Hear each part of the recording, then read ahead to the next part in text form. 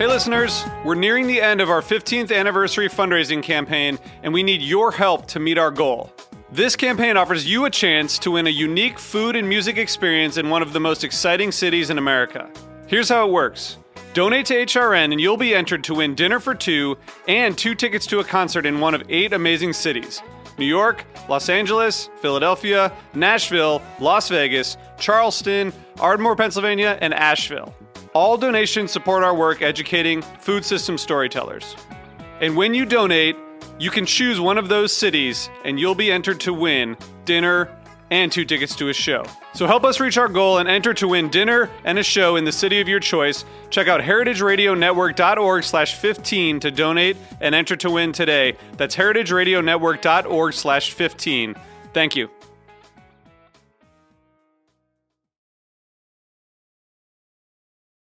You're listening to Heritage Radio Network.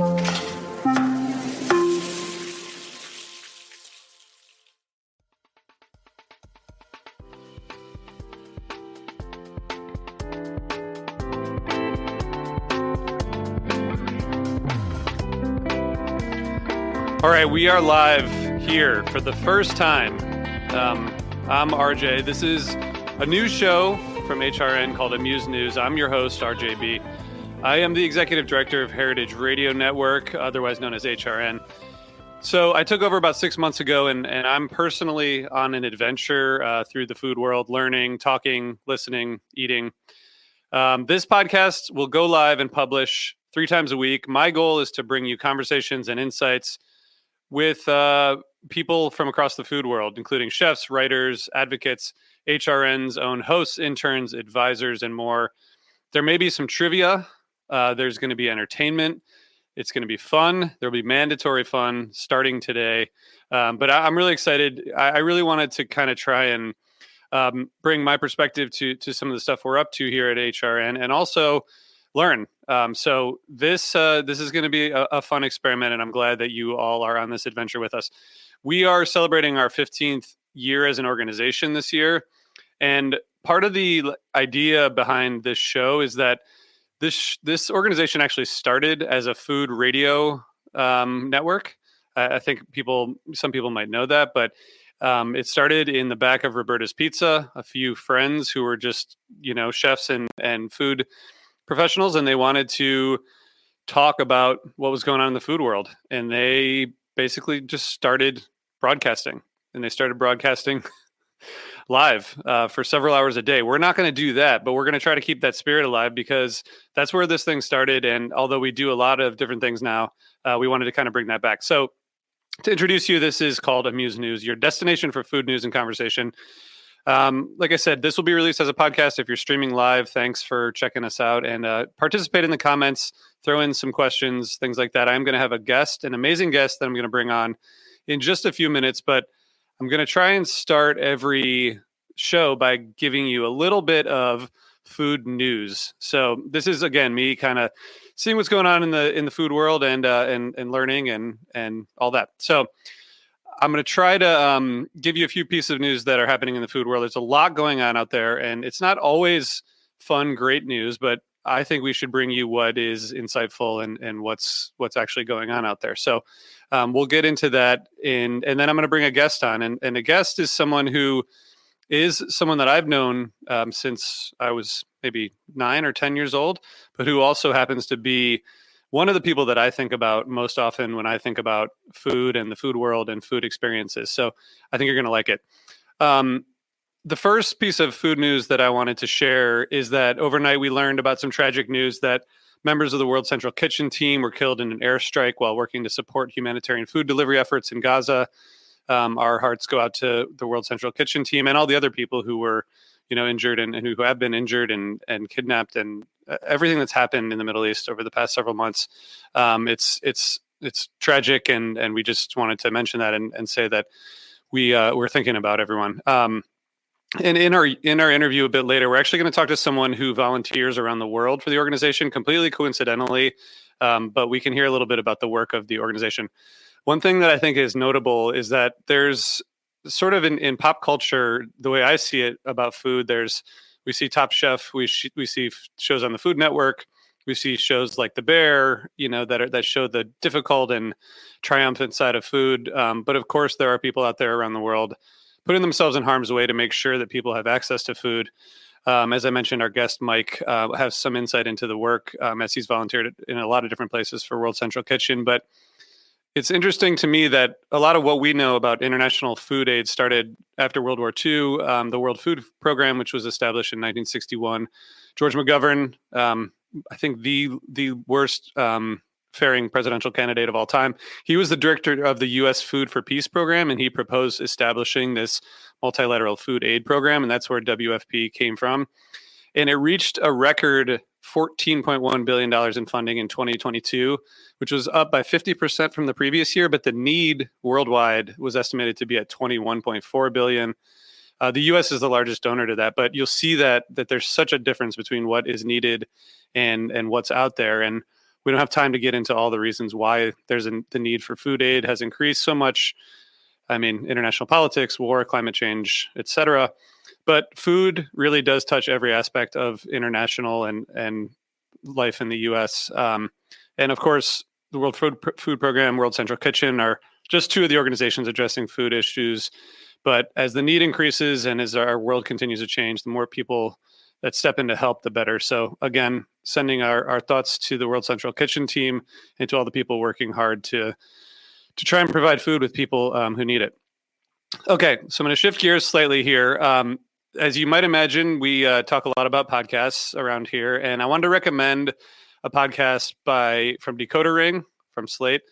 The HRN team has been talking about this. The episode's called "Why Do So Many Coffee Shops Look the Same?"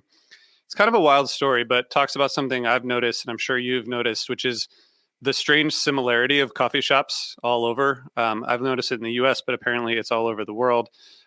This journalist, Kyle Chayka, wrote this book called Filter World, How Algorithms Are Flattening Culture. And on this podcast, he talks about the history of the cafe as a way to look at digital behavior and how that's changing a physical space that's hundreds of years old.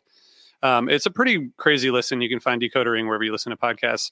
But I think listening to this will make you look at that fancy design in your latte a little differently next time. Really changed my perspective on kind of how our life is changing because of the digital world. Okay. Speaking of podcasts, we have our flagship podcast called Meat and Three coming back next week. You're going to hear more about it in our next episode when I talk to two HRN employees helping to create the show, but wanted to give you a quick preview. So here at HRN, we are recommitting to our mission to empower food systems storytellers. What that means is that people who want to tell food stories, we help these amazing people build skills like audio engineering, production, journalism, research, really how to make an audio product like a podcast. And this podcast, Meat and Three, is like the output of this internship program. And interns bring story ideas, report them, produce them. The topics are really across the board. I've been listening to the current group of interns talk about this and work on upcoming episodes of the show. And it's really cool to see this kind of experiential learning in action. So Meat and Three will be back next week. For those of you who are longtime HRN supporters, you'll know this show. But if you don't, subscribe and you'll hear the work of people who are really kind of learning how to tell stories in a different way and learning how to hone their voice. And it's just a really cool initiative. And that's part of kind of our broader initiative to increase food training and education programs. And the last thing I'm going to mention before we bring our guest on is that I said at the beginning, we're celebrating our 15th anniversary as an organization. And part of what we're doing, we created this fundraising campaign that is offering people who donate unique food and music experiences in various cities. So if you donate to HRN to support this education work I'm talking about, you can be entered to win dinner for two and 2 tickets to a concert in the city of your choice. So we have 8 cities to choose from. But today I'm going to talk briefly about one of those places, which is Ardmore, Pennsylvania, near and dear to my heart because it's a couple miles down the road here. I do a lot of shows there. I go there a lot. But if you donate and you choose Ardmore, here's what you would win. There's a restaurant called Ripplewood. It's a great restaurant, throwback to kind of the classic whiskey bar, but with really great comfort food and awesome cocktails. And then next door to Ripplewood is the Ardmore Music Hall, which again, one of my favorite places to see music. It's one of the best independent music venues in the country, 40 or more years as a rock club. It's just a couple miles outside Philly. They have everything. They have rock, funk, jam, roots, adult contemporary, hip hop, a lot of tribute bands, Americana. So you could get dinner at Ripplewood, go next door to Ardmore Music Hall, check out a show. But you can go to heritageradionetwork.org/15 to check out that campaign. So that's kind of my news for today. And I guess I'm just gonna pause briefly and bring on my friend Chef Mike, who I'm not going to bring on yet because I want to do a quick intro. So my food journey personally has been influenced by many people. I've worked as a dishwasher and a busboy and a server, and that's about the extent of my food experience. But when I think about food, I think about my wife, who's an awesome cook and can really do anything without recipes, which is mind-blowing. But the other person who always comes to mind is my friend Mike Lund, who is joining us today. He maybe best known, I don't know if best known is the right way to put it, but he is known for his role as executive sous chef at the Inn at Little Washington, which is a 3 Michelin star restaurant based outside of DC. And also known for being one of the first people I met in 4th grade in Miss Queenan's class at Central Elementary in Sylvania, Ohio. I don't know which of those accolades, Mike, is more interesting to you, working at the Inn at Little Washington or being my classmate in 4th grade. I mean, I thought it was 3rd grade, but I definitely think, I think it's safe to say that if that hadn't happened, I probably never would have gone on to develop the chef skills that I did. I think that's absolutely true. Mike, so thanks for joining us. This is our first episode. I really am genuinely, well, first of all, I'm so proud of you as what you've done with your career is really amazing. But when we were growing up, I don't remember you being super interested in food or cooking, but we were just kids. And when you left Ohio and moved down to Tennessee, you ended up at culinary school, which I know the culinary school you went to, you're very proud of. But tell us how you got into cooking and what put you on this path to becoming a chef. Sure. Well, first of all, thank you for having me today, RJ. Honored to be on your first show, and I love the name. It's super cute. So for me growing up, my family is all from the Philadelphia area, and we would go to the Jersey Shore, where my aunt and uncle had 3 different restaurants in Avalon. And I would wash dishes and sweep the sidewalks. And they were younger, cooler than my parents, and they, worked hard and made good money. And I thought that that was just a really dreamy, glamorous life. So I went on to have my own restaurant where I could wash dishes and sweep the sidewalks and not make a lot of money. But, yeah, so that's how I, on an early age, kind of got into seeing that side of the life. I went to University of Tennessee for hotel restaurant administration, at which time I thought I wanted to run a big resort like the Homestead or the Greenbrier, and out of necessity, worked cooking, got more into it, realized that I kind of had some natural skill coupled with my interest in it, and before you know it, I was working as a sous chef at some of the finest bars and grills in Knoxville, Tennessee.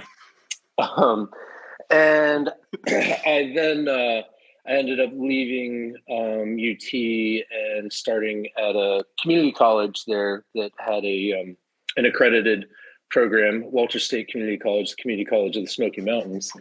And I did that and kind of excelled. And at the end of that, I needed to do an internship. And so I wrote 3 letters. I wrote 1 letter to the now defunct Lebec Finn in Philadelphia, the French Laundry in Yountville, California, and the Inn at Little Washington, which I knew about the Inn at Little Washington because one of the chefs I worked for had their cookbook, and my girlfriend at the time had a Dalmatian, and that was Dalmatians was very intertwined into the Inn at Little Washington, their mascots. Yeah, of course. So you kept your targets very modest.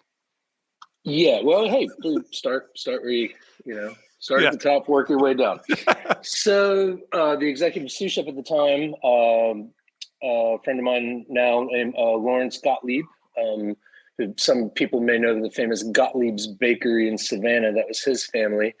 He saw my letter. He liked it and appreciated the the gumption, this hucklebuck from the Tennessee Community College, thinking that he could go work at one of the best restaurants in the world. And so I went up for what they call a stage, a tryout. And on the first day, they were prepping for Julia Child's 90th birthday celebration that was going to be at the Kennedy Center. And I had to go through and pit the cherries, and we tried to keep the stems together on the cherries. They're already cooked. So I had to take a pastry tip and go in underneath and remove the pits out of the cherries so that the presentation would stay with the two stems there. And I did that. I didn't complain. My hands were dyed black for, I think, 2 or 3 weeks afterwards. And then the next day, the dishwasher didn't show up. And so I just had to wash dishes, which I'm really, really good at. And so basically, yeah, you are. Long story short, that sealed the deal and I got the job. So I went back and, left over 7 years later. I started as a dishwasher and I left as the executive sous chef, which at the time was the top position possible in the kitchen, only to chef and proprietor Patrick O'Connell. So it's pretty cool because I can, I think I'm one of a few people that can say that they did absolutely every single possible station there, from the dishwasher up to the top position. It's really amazing. I got to eat at the inn a few times, and I got to tour the kitchen where there was famously, I think, like the monk chants play. It's like one of those Zen quiet places, which is insane because of how much work is going on there. I remember the first time I went there, I had this like shrimp appetizer that was like curried shrimp. I don't know if you remember this, but it was like basically like I had probably 5 or 6 things that I've never tasted before in my life. And I was, 23 or something. So not surprising. But what was it like for you to like day to day creating like this really precise, beautiful food while like also, working insane hours and like, how do you handle that stress and channel that into something that takes so much focus? So those monks playing in the kitchen, I actually still have nightmares of those. So it definitely, it was a very hectic and challenging place to be. We used the term organized chaos. Everybody was working very fast, very hard, but it all kind of seamlessly came together in the end. To which another, saying we had is we would say the humans will never know, meaning like RJ's out there having this curried shrimp he's never had before, and doesn't know that some poor extern from the CIA cut her finger off and peeling all of these shrimp that arrived live. But no, it's just like the what happens and I use it as a poor analogy for what happens behind the scenes there is just the struggle to get off something that seems like it, could be so simple and maybe perhaps even overseen by the end recipient. But it was a fairy tale place to be.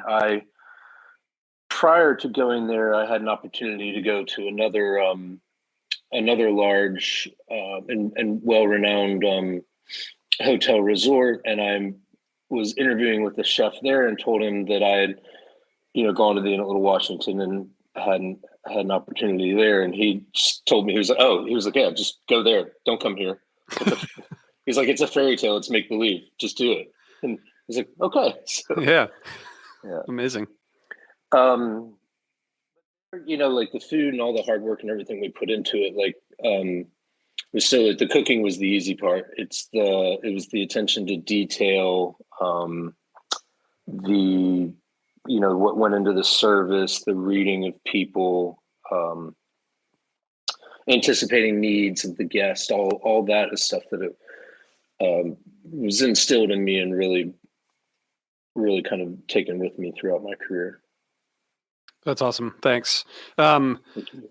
I also know that you had people like because we're close to DC, and I lived there, nearby, you would tell me about like all these important people who would come through, but you also had like, there's like lodging, you're creating a whole experience. It's not just a meal, right? So I think you would have like VIPs in there all the time. Do you have any, I know some of the stories you probably can't share, but are there any, are there any VIP or notable tables or notable guests that you still remember from your years there? Yeah, I do. I do remember some, and I figure at this point it's been long enough ago that I signed a piece of paper saying I wouldn't talk about it. That I'm small fish fry now, but one that I remember was pretty cool was then Governor, now Senator Warner's last night in office as governor, and came and had a big kitchen table. That was a really neat thing to be a part of. The Jack, the actor, not the golfer. That's Nicholas, not Nicholson, right? Jack Nicholson. Okay, yeah. That was pretty cool. Like he came back and we lined up. We would call it a lineup where we would all stand. We would be in order. Tallest in the center out, and he came back and had his sunglasses on and did the like raised his brow. And, it was just like, gents, like so that was neat. One in particular that was I still remember on two different occasions, once in DC and another time back in Little Washington at the inn, we hosted a birthday party for then First Lady Laura Bush, who is an absolute delightful human. She is so nice. And so we had this big open reception ahead of time in the kitchen, and we all had to go through all these different background checks and such, which was kind of normal for those of us who did a lot of, like I did a lot of like the traveling and special events. But all the Secret Service guys then during the reception, they were just walking around asking us for like cooking tips and trying all the food and everything. They didn't. Yeah, so that was funny. Kind of got to a point there, maybe perhaps like in the beginning of your podcasting career, like where something at first seems kind of intimidating, but then the more you do it, you're just kind of like, Yeah. Like after I moved on from the inn and went to a restaurant where I live now in Stanton, Zenadora. I remember Dave Matthews came to dinner, and like the servers were like, one of them like started crying. One of them got off work and came back to sit at the bar, and I was just like, I'm not sure some of the language I can use on here, but I was just like, do it, like this is normal. Who gives a shit? It's Dave Matthews. So what? Like who cares? Make good food. Yeah, exactly, and that's that's the point. You make the same food for everybody. Yeah. You make Laura Bush, Dave Matthews, and RJB get the same curried shrimp. That's right? So nice. It makes me feel really important. Thank you. You're welcome. I remember when you left the inn, and I remember that we had conversations, or maybe I would ask you, like, you could go to New York and work at, you could basically go anywhere. You could have gone anywhere in the world and worked at, any of these restaurants. You could have gone on Top Chef. I really wanted you to be on Top Chef because I think you would have won, but you never had any interest in that part, but probably entertained the idea of going to, a different restaurant in a different part of the world or something, but decided to like stay in Stanton, where you've worked at, restaurants and started your own restaurant and catering company.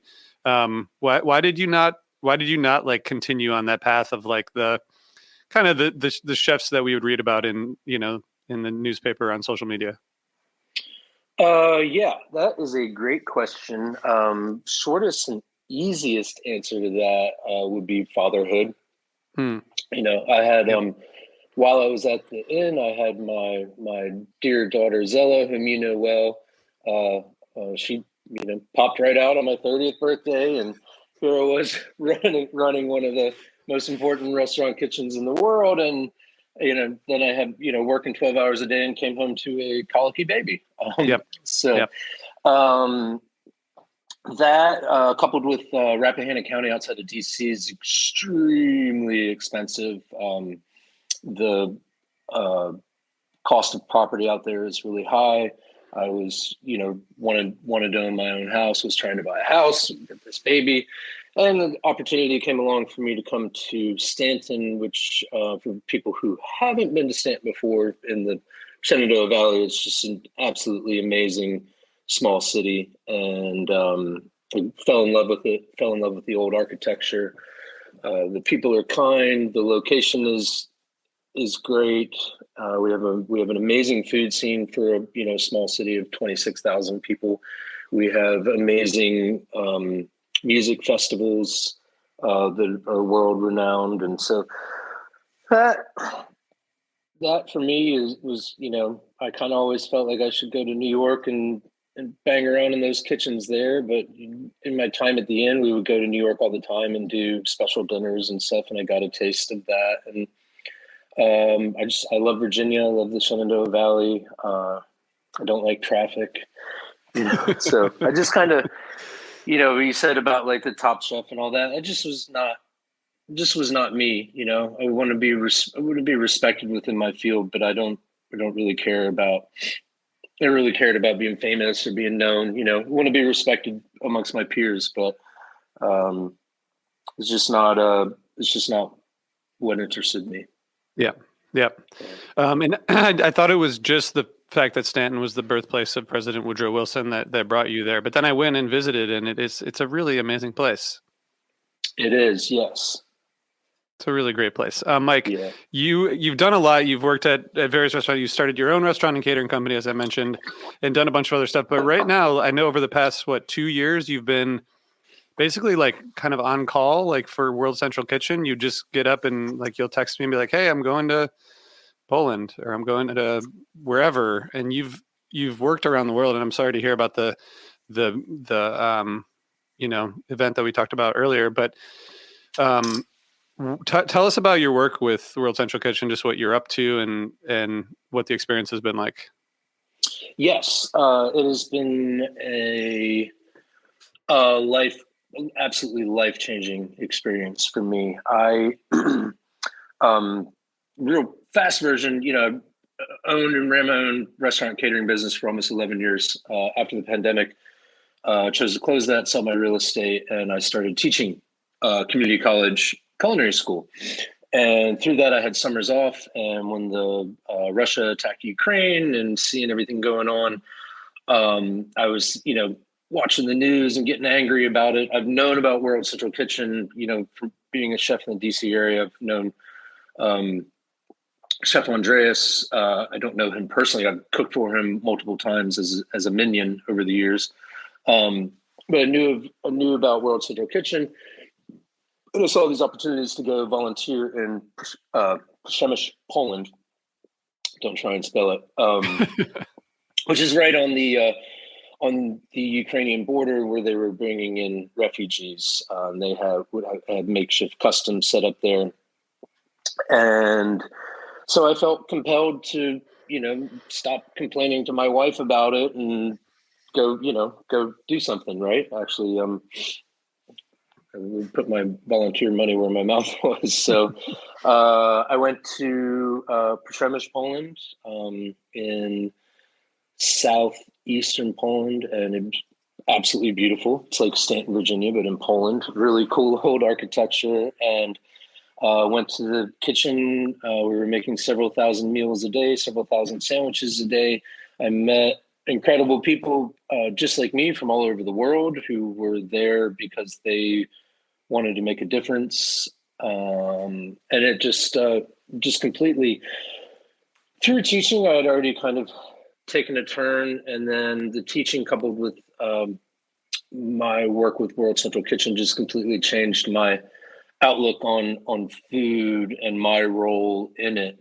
So much that, I alluded to this before, awards and accolades, I just considered trivial and didn't really appeal to me anymore, so much as seeing food as community service, as humanitarian work, and as education, which is how I see my role in it moving forward now, which is cool because and everything that I've done throughout my career prepared me to be in this position where I am now. Yeah. So I went back to Poland a second time because I left. I came home and I just like felt this emptiness, like the mission was incomplete. And my wife was very supportive and was like, well, go back. And I was like, okay. So I did. And then after that, I came back and they asked me to come to. I went to Hazard, Kentucky, and worked for floods there. And then they were extremely active in the earthquakes in Turkey. I was up until this point, the largest activation. I was unable to participate in that because I still had my my academic year job. And then after that, I've had the opportunity to go to Greece for wildfires, which was incredible. Because this is a neat opportunity to go somewhere and immerse yourself in a culture. It's different than being a tourist, and you don't necessarily get to choose where you go, right? You go Yeah. there, but then you get to meet the people affected, and learn so much more than if you were to just go down to the Woodrow Wilson Museum and go to the World War I bunker exhibit, Yeah. Yeah. So, Florida for Hurricane Idalia, and then after that, went to Morocco to the base of the Atlas Mountains for almost 2 months to work after the devastating earthquake, and that was all these things already kind of going back to what I said about kind of changing my outlook on life and everything. And my time in Morocco was just absolutely incredible. People that didn't have a whole lot to begin with and lost everything, and yet still their zeal for life, how much they still cared about food and the importance of a meal and making the best. It just was extremely inspirational to see just how they kept their attitudes up after some of them lost everything, homes, loved ones, everybody that we worked with there had lost someone in their family, many of them multiple people in their family and their homes. So yeah, just an incredible experience. And it's an incredible organization, what they do.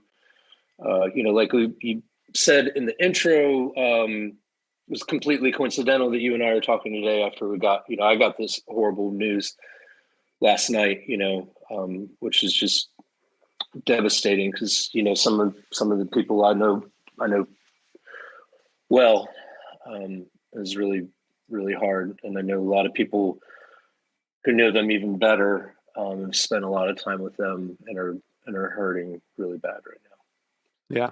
Well, thanks for sharing that. And like I said at the beginning, we're all thinking about this. I mean, just so much people putting themselves in harm's way to try and do the right thing, which is admirable and oftentimes like tragic like this. Mm-hmm. But I'm glad. I mean, it's interesting that you took kind of the long hours and hard work that you had done in kitchens for a long time and put that into like something where you feel like you're not just serving, amazing Michelin star food. You're putting in the same amount of work, probably, if not more, but feeling like you're helping people. Definitely, for sure. Yeah. And then, the activations are and can be extremely challenging. All of them are different, but the reward is so much more. Knowing that you're helping people and making a difference to people who truly in need is you can't put a price tag on that or a monetary value. Well, thanks for doing all that work. I want to ask you quickly before we go, do you have a favorite current recipe? A recipe. This is going to sound cheesy, but for a month ago or 6 weeks ago, for the first time, made a recipe out of a cooking magazine. I famously, amongst my foodie friends, I don't watch the Food Network and all that, but there's this one pot pasta bake in Bon Appetit where you add the raw pasta, milk, water, frozen broccoli, cheese, and everything, and it was absolutely delicious. Wow. All right. So Can you just find that? Bon appetit. Yeah. One pot pasta. Yes. I mean, I could start digging around my dining room table here. Right? No. We'll make people look for it. Yeah, but I mostly just cook, kind of like you were saying about your wife, Rachel B. You're saying about she just cooks. I just cook. I take my foundation of what I know how to do. I'm really good at like eating something and then recreating it. And so people always like, oh, you have to give me that recipe. I was like, well, that would mean I'd have to sit down and type that recipe up because it lives in here, Or you can just cook it for the people like you do for us, which we always appreciate. Yeah. Yeah. So I'm sorry, that was a pretty lame answer. No, I think it's good. I appreciate it.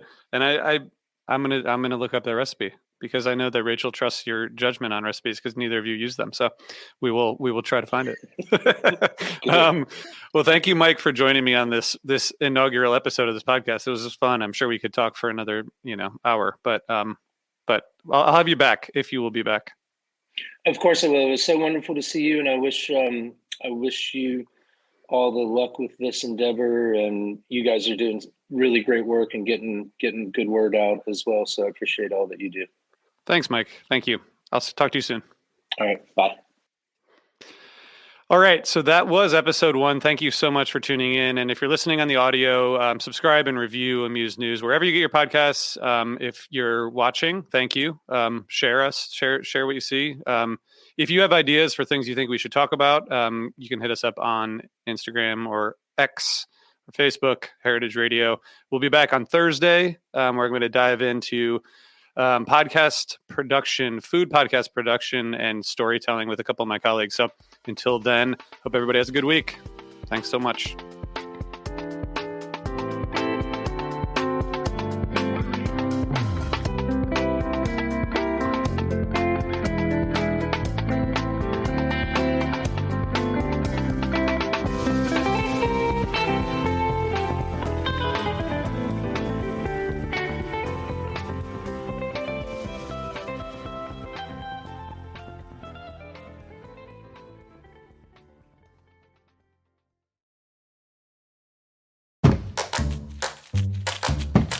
Hey, are you hungry? Well, you're in luck. Meat and 3 is back for season 16. I'm Taylor Early, and we've got a whole new batch of reporters I am so excited to introduce you to. Hi, I'm Elizabeth Fisher. Asha McElroy. Sam Girardi. Jessica Gingrich. Hannah from Wisconsin. I'm a swing dancing audio engineer. I am a future registered dietitian nutritionist. I'm from New York, and I love rice and beans. My favorite food of all time is a shrimp burrito. I love watermelon. We've also got a bonus podcast for you called Behind the Internship. 3 of our reporters will take you along to show how they develop stories for this very show, Meat and 3. Hi, I'm Danielle Flitter, a plant-based chef from Philadelphia, living in Mexico City. I'm Sophia Hooper. I'm a bartender based in Portland, Maine. My name is Addison Austin Liu. I am a chef and food journalist from Salt Lake City, Utah, and my favorite food is Peruvian. Rice and beans. Hand-drawn noodle soup. So tune in to enjoy a square meal for your ears. And I hope you saved a little room for dessert.